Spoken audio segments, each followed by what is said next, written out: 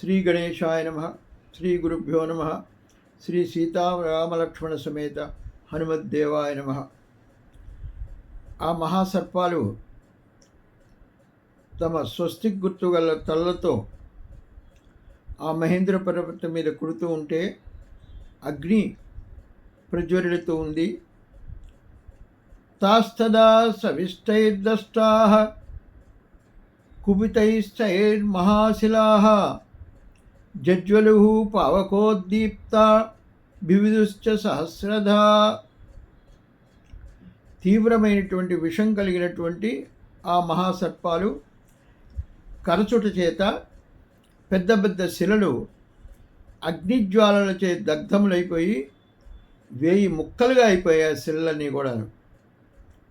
బిబుదుశ్చ, బిబుదుశ్చ అంటే బద్దలైపోయాయి అని అర్థం. యాని చ ఔషధజాలాని తస్మిన్ జాతాని పర్వతే విషఘ్నాన్యపి నాగానాం ససేకుః శమితుం విషం.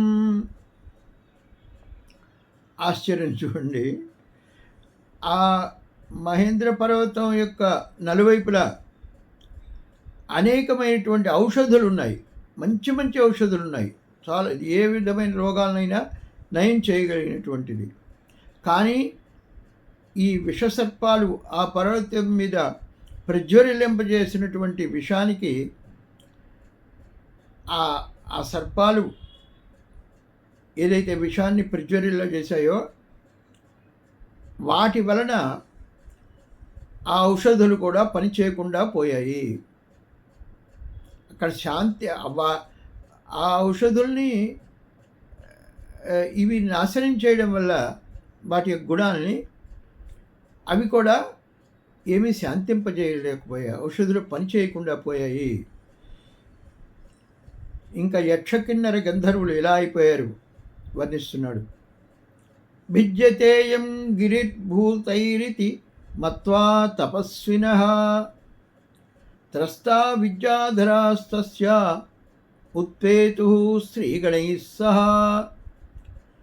పానభూమిగతం హిత్వా హైమమాసవభాజనం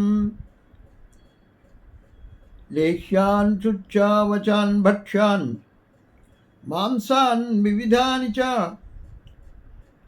ఆర్షభాణి చ చర్మాణి ఖడ్గాశ్చ కనకత్సరూన్.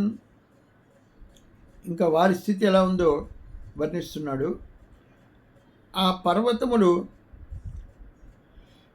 బద్దలు కొట్టబడుతున్నాయి అని తలచి, మత్వా అంటే తలచి, తపస్వినః అక్కడ తపస్సు చేసుకున్న మునులు వాళ్ళందరూ ఆకాశ మార్గంలో పైకి వెళ్ళిపోయారు. ఇంకా విద్యాధరులు భయపడిపోయారు. వాళ్ళు పానభూమిలో ఉన్నటువంటి హేమమయమైన బంగారు పాత్రలని, అక్కడ ఉన్న వాటిని అసవభాజనం, అసవం అంటే మద్యం, ఆ మద్య పాత్రల్ని వీటన్నిటిని తీసుకుని అనేకమైన లేహ్యములు అంటే నాలుకపై రాసుకుని తినేటటువంటివి, చోద్యములు అంటే ఇవి భక్ష్యములు, భక్షించదగినటువంటి పదార్థాలని వీటన్నింటినీ తీసుకుని వాళ్ళు అనేక విధమైన మాంసాలని కూడా తీసుకుని వాళ్ళు వృషభాలకు సంబంధించినటువంటి చర్మాలని అనేకమైనటువంటి వాటిని వాళ్ళు తీసుకుని ఆకాశ మార్గంలో పైకి వెళ్ళిపోయారు. వాళ్ళు ఆకాశ మార్గంలో పైకి వెళ్ళి అక్కడ నిలబడ్డారు. వాళ్ళు కృతకంఠ గుణాక్షీభా రక్తమాల్యానులేపనాః రక్తాక్షాః పుష్కరాక్షాశ్చ గగనం ప్రతిపేదిరే. కంఠాల్లో బంగారు త్రాళ్ళు, శిరస్సు మీద ఎర్రని పుష్పాలు ధరించినటువంటి వారు శరీరానికి ఎర్రని అనులేపనాల్ని శరీరమంతటా పూసుకున్నారు. మద్యపానం చేత మత్తెక్కున్నారు వారందరూ. ఆ విద్యాధరుల్లో కొందరి కళ్ళు ఎర్రబారి ఉన్నాయి, కొందరి కళ్ళు పద్మముల రేకుల వలె విచ్చుకుని ఉన్నాయి. అటువంటి వారందరూ ఆకాశ మార్గానికి వెళ్ళిపోయారు. హార నూపుర కేయూర పారిహార్యధరా స్త్రియ విస్మితా సస్మితాస్తస్థురాకాశే రమణై సహా.